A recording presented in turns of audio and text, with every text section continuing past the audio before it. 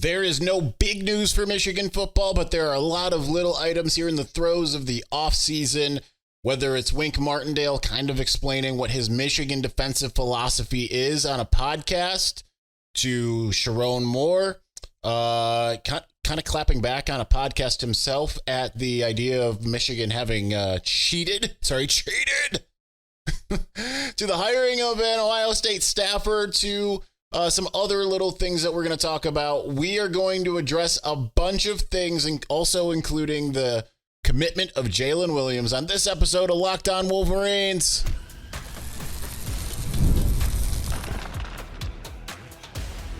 You are Locked On Wolverines, your daily podcast on the Michigan Wolverines, part of the Locked On Podcast Network, your team every day. Happy Wednesday. We are back and doing it. Locked On Wolverines podcast, part of the Locked On Podcast Network, where it's your team every day. I'm your man on the ground, Isaiah Hole, publisher of Wolverines Wire through USA Today Sports Media Group. Probably could have split this into two, but we are tomorrow going to do my best guest list. We're going to update it for June because we got at least one guy off the board, but we have plenty of little things to talk about. I don't know that any necessarily warrant an entire segment, except for what we're going to do in segment 3, which is talk about CBS Sports transfer portal rankings, which I vehemently disagree with and just wrote about. So we will get to that in segment 3. But first, let's start off with Wink Martindale. I thought he had some interesting things to say on the GM podcast with Mike Lombardi. GM Shuffle podcast. He was asked about what this is going to look like how are things going in college compared to the NFL. So here are the quotes. It says, as a system, it's very flexible. It's very player friendly.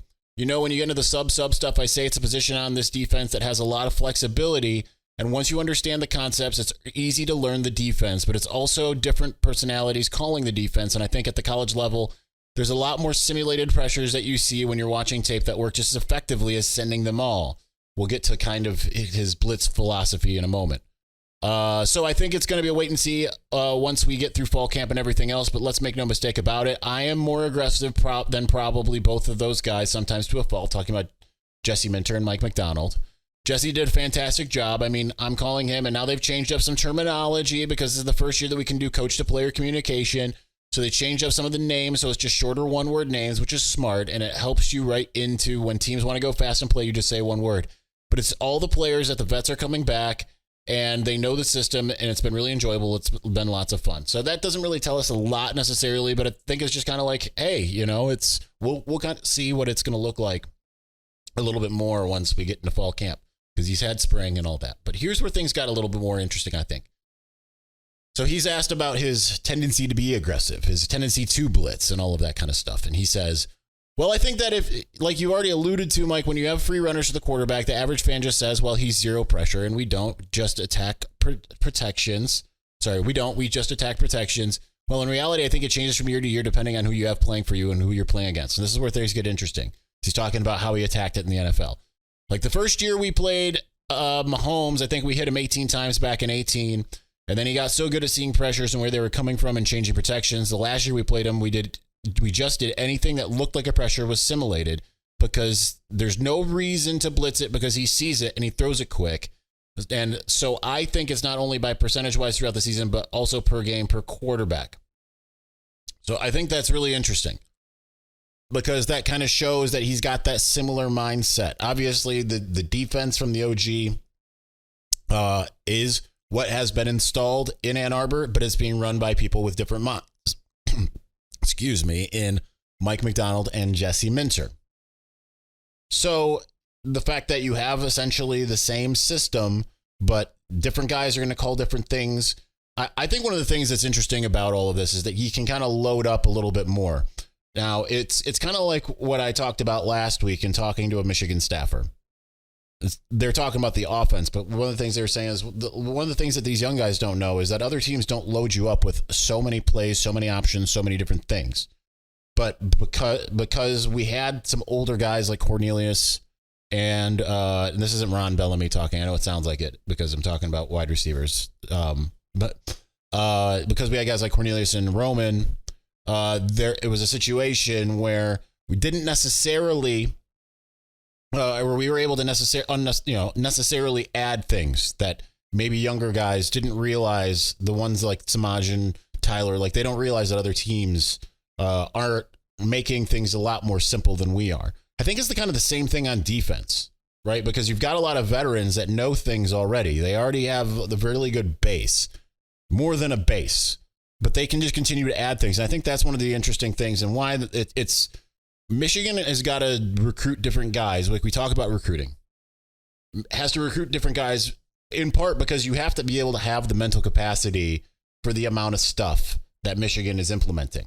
Like this is certainly a much more complicated defense. This isn't like a defense that seems complicated. Don Brown, I remember like we all in the media, and I know a lot of the fans, probably all the fans, thought it was really complicated, because it's like, hey, he's sending 5. You just don't know where it's coming from. It's, he's got a bunch of different things going. I'm talking about in the early before we realized how simple it was. But I remember asking players like Jordan Lewis, like, how is it, man? You're going from DJ Durkin to this guy, and, he's got a really complicated defense. He's like, oh, man, this is simple. This is not that. So you need to be able to have people who can participate in a very different style of defense that is going to, they're going to do man, they're going to do zone, they're going to do match, they're going to do a little bit of everything on the back end, and they're going to ask you to do a lot of different things. And so I think that's where things get really intriguing, particularly with Wink. But the simulated pressures and things of that nature, we saw a lot of that, obviously, out of Jesse Minter. So that should entice you a lot more with some of the things that are going to work in Michigan's favor in the future. Now, coming in later, we'll just touch on recruiting real quick before we hit the break here. But coming in, starting next year, Michigan did finally break its month-long commitment drought. Brought in another in after, I think Avery Gash was the last one.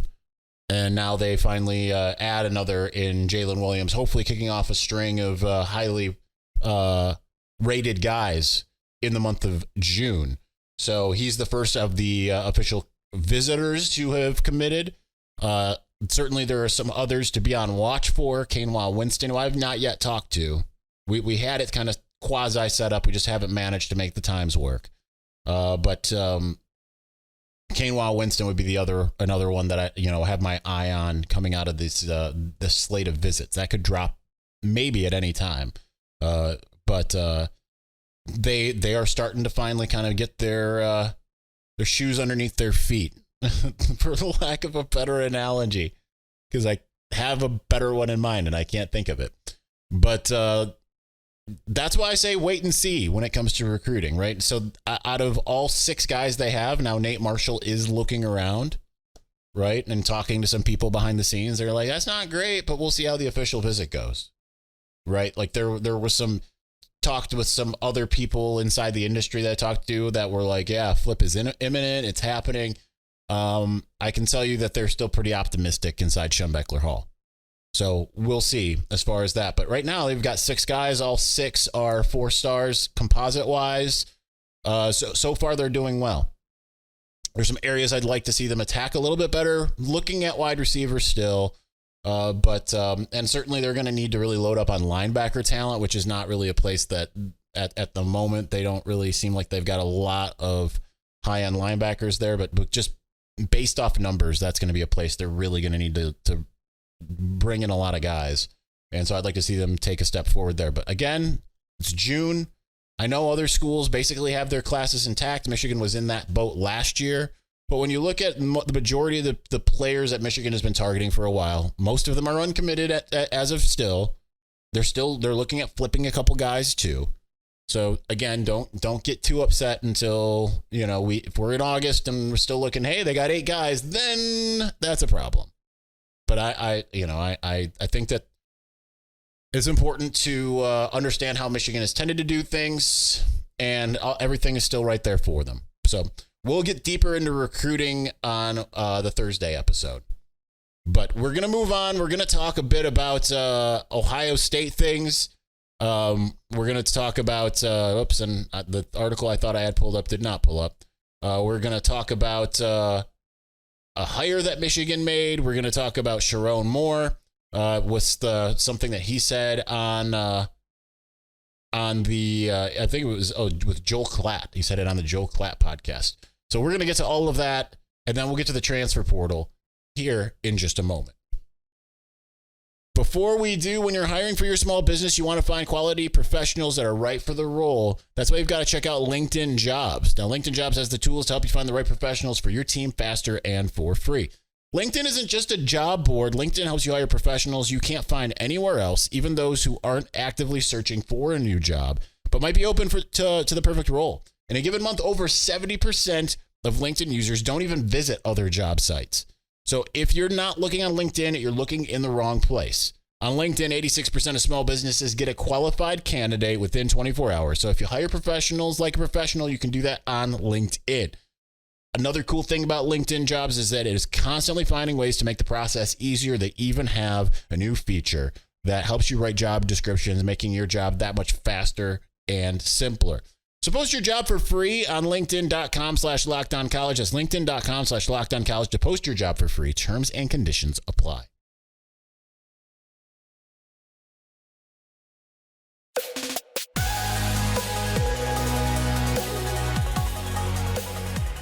Next week is still a far ways off. I can at least assure you there will be a Tuesday episode because we have a guest coming up, and I'm going to go ahead and advertise it now.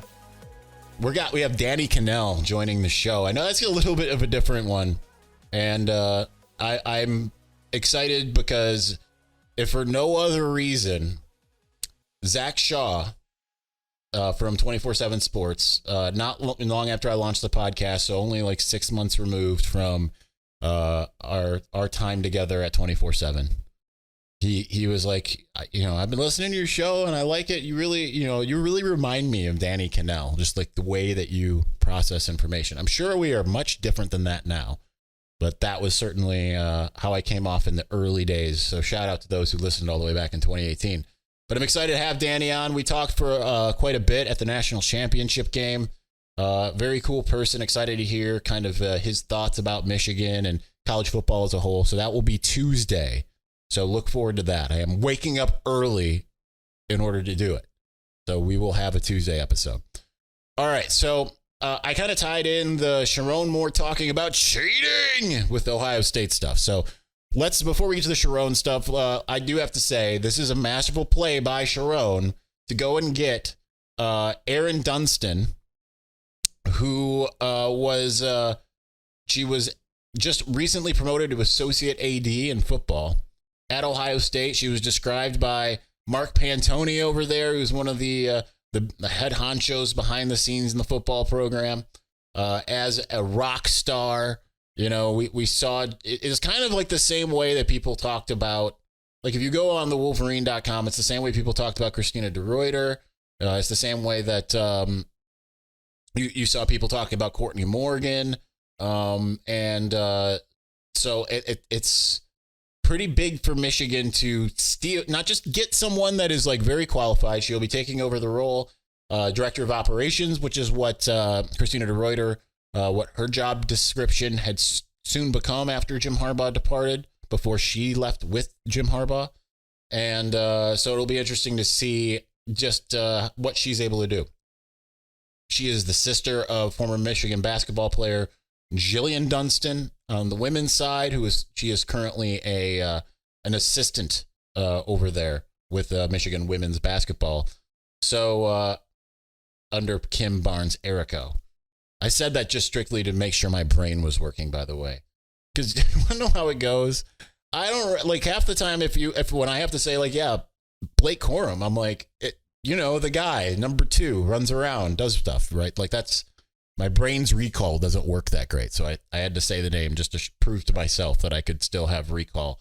I have done that before. I remember last winter, not the tangent. I remember last winter when we had the intertestamental period, I guess, of this program where I was between the townhouse in Ann Arbor and this house here in Fenton.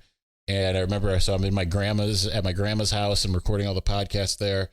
And I remember, I couldn't remember several starters' names. Like, I remember there was a part where I struggled to say Michael Barrett. Even, I remember there was a moment where I was like, yeah, the guy who transferred out. And I was trying to remember Nikhil Green. A little bit better brain-wise than I was then. Anyway, that is huge to not only get someone that is highly qualified for the position, but to steal one from Ohio State. Certainly, you're going to see a mixture of, hey, they don't, she didn't matter. Hey, when we were saying that she was like a rock star and all of this stuff, well, we didn't mean it to, I saw one comment saying like, hey, stop trying to be Ohio State, Michigan. Like, well, they're not trying to be Ohio State. They're just doing the same stuff that Ryan Day did when he got hired. So, didn't work out for Ohio State, but might work out for us. Nonetheless, that is huge. But then you have Sherrone, who obviously made that move, smart move, as he continues to expand the recruiting department. Much bigger than it was before. You've got 8 new analysts. You've elevated a couple guys. You got Sam Popper now as the director of recruiting. It's looking like a more robust department. I don't know that that's going to pay dividends for this class, but hopefully for the next 2 classes it will. So then you've got Sherrone continuing by doing the first head coach interview with Joel Klatt, and it was a really good interview. Highly recommend you check that out. But he was talking about the whole, Connor Stallions thing very briefly. And he says this about it. For the people on the outside who think our players didn't win fairly or do something or do that, it's just kind of like, okay, bet. This is what we were about. We're going to attack the moment, and we did. And now what can you say about us? Without our head coach, we proved ourselves right that we can go win in this big environment. And he also said that he felt like this really helped the team, right? Like, I think it did. It's kind of the same as losing to Michigan State in 2021. I think Michigan had all of the talent to win it all, right? Like, we talked about it in the preseason last year. To me, that was a championship or bust. I mean, that's how everyone was talking about it. And then in the aftermath, people act like, oh, no, it wasn't that. No, it absolutely was that. Anyone paying attention knew that it's like, hey, this is it. This is the shot. So you got to take it. But nonetheless, just because you have the talent, like, you have to have things go right. And Michigan had every single thing go wrong, right? From Harbaugh being suspended over cheeseburgers for the first 3 games to the last 3 games to, there weren't that many player injuries, which was good, but you still had some kind of in the early going. You had Donovan Edwards not quite being himself. Not everything really necessarily worked out, but Michigan persevered. So, talking about that, he said like that kind of added some manufactured adversity that was able to kind of push the team. And he says, I think they were motivated by that more than anything, winning the national championship, getting the national championship, because that's all they talked about in the beginning of the year after the TCU game last year. And we always talked about process over prize, and we knew what the prize was. All right, let's stop talking about the prize and let's go attack the process of getting better every day. So we did that. I think when all that stuff started to come out, it just added a little fuel to the fire, just a little bit. And we didn't need any, but kind of glad that you had a little fuel. It kept that chip, kept that boulder on their shoulder even brighter. They took it and ran with it, which I think is kind of where Michigan is right now in some ways, right? Because no one, like, I look at like I'm scouring the internet to try to find things to write about, and that means we're kind of in aggregation season. I'll do my own like rankings and things and stuff here and there, but trying to get by on a day-to-day basis, trying to write 3 to 6 things any given day. And in the middle of June, you're looking for, who's got Michigan in these top 10 lists of whatever. You might be looking at who's the top whatever. So I see like, the ranking the top 10 best running backs rooms. Everyone in that Michigan running backs room is, not everyone's a 4-star, but you got a 5-star in Donovan Edwards. Who's going to be backing him up? It's Kalel Mullings, who was a 4-star, albeit as a linebacker. Then behind him, Benjamin Hall, who was a lowly rated 3-star, but certainly was on everyone's like freshman to watch list last year. Even from some of these same outlets, you got 4-star in Cole Cabana, 4-star in 3-star in Tavir Dunlap, 4-star in Jordan Marshall, 3-star in Micah Kapana. But then, even despite how good Michigan's been, no one's sitting there saying like, well, that these guys are just going to reload. Right? They're looking at the shiny objects. They're over there looking at Ohio State, and with good cause. Quinshon Judkins was among the top, I would say, 3 or 4 running backs in the country, as was Travion Henderson. So it makes sense that's how people would look at him, but not getting the benefit of the doubt. I don't think that you're looking around and seeing like best offensive line. You're not really seeing that. You are seeing that with defensive line, but even still, people are, PFF put out a thing saying who's the best defensive line. Is it Ohio State or Michigan? And it's like, I mean, it's I could see where you look at the edges and say, well, maybe there's some more known commodities there with Jack Sawyer and JT Tumala. But Michigan fans would probably mostly say like, yeah, I like Josiah Stewart and Derek Moore because we saw what they did against Alabama, right? Definitely they're going to take Mason Graham and Kenneth Grant over Jaylen Williams and the other guy there whose name always escapes me. In fact, the name escapes me. Well, it doesn't really say much, but it could. So, but with that in mind, I feel like that, much like the cheating allegations, really kind of pushes Michigan into a place where it feels like it's back against the wall. So it's going to be up to Michigan to get the quarterback play, get the wide receiver play. Obviously, as the line plays there, they'll be in a really good spot. All right, so I want to get to these transfer portal rankings because I thought this was disrespectful, personally. I like Brandon Marcello over at 24/7 and CBS, but I thought this was disrespectful. So let's talk about it, and we're going to do so here in just a moment. Before we do, summertime means baseball, the NBA Finals, and more, and you can bet it all on FanDuel. Right now, new customers get $200 in bonus bets with any winning $5 bet. So listen, pick a ringer with $5. Get that win so you got $200 to play with. That's $200 you can use on everything from Finals MVP to who's going to hit one out of the park. So visit FanDuel.com/lockedon and add a big win to your summer bucket list. FanDuel, America's #1 sportsbook.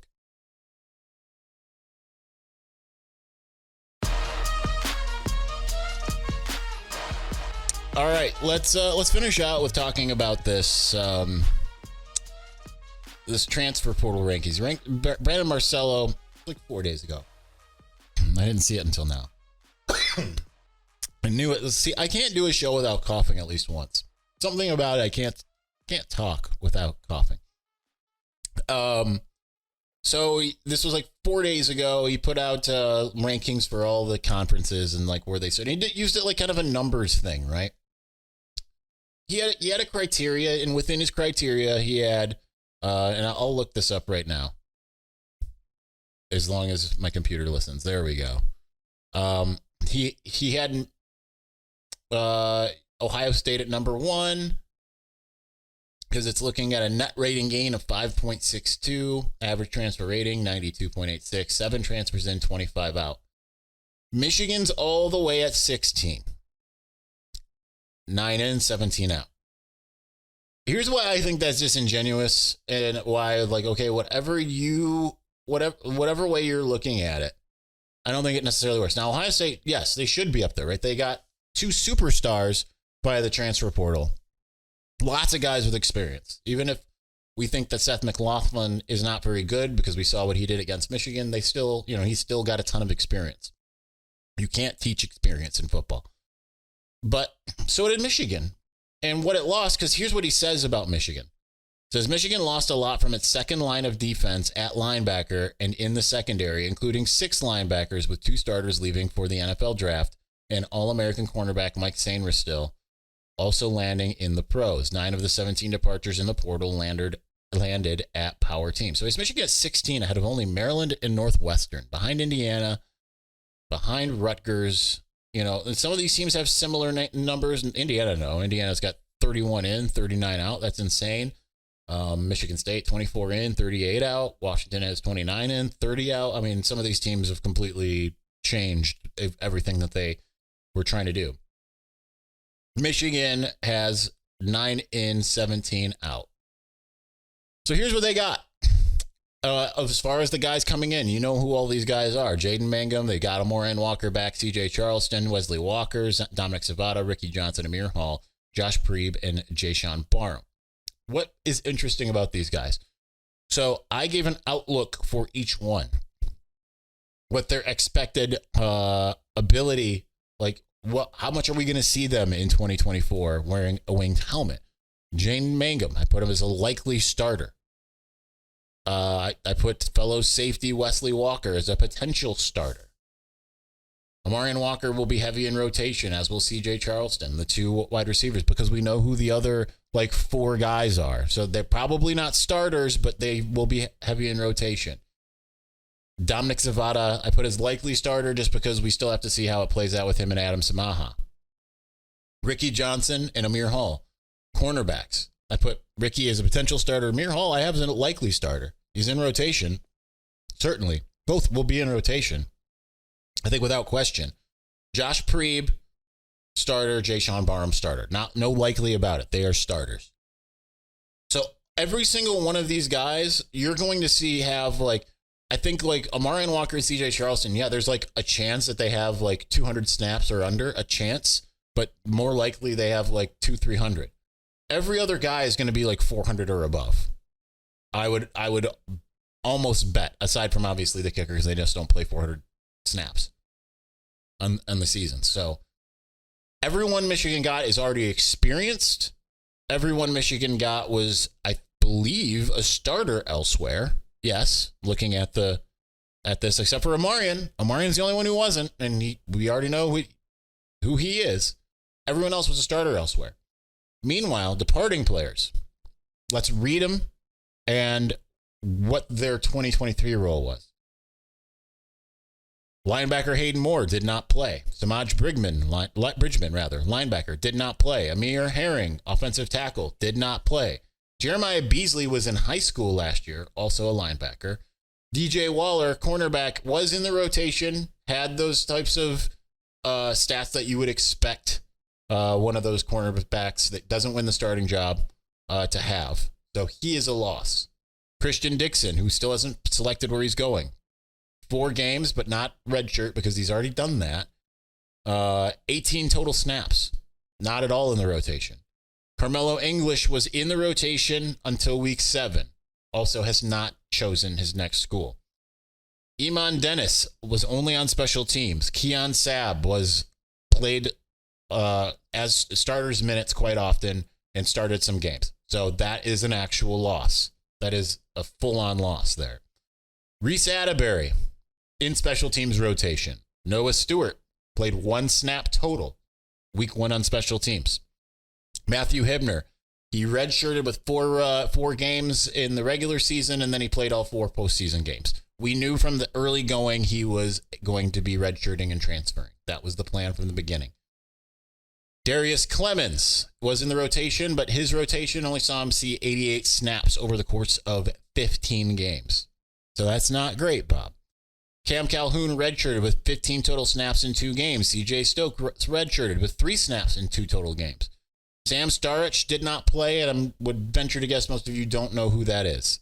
He was a walk-on. And Jake Thaw was a special teams only player, but he was a key special teams only player. So it's a little bit different, right? You're going to be like, oh, they lost so much. But, like, they're not really necessarily, like, counting on all of the losses. Just Michigan gets penalized for some of these losses when it comes to how they kind of graded this, right?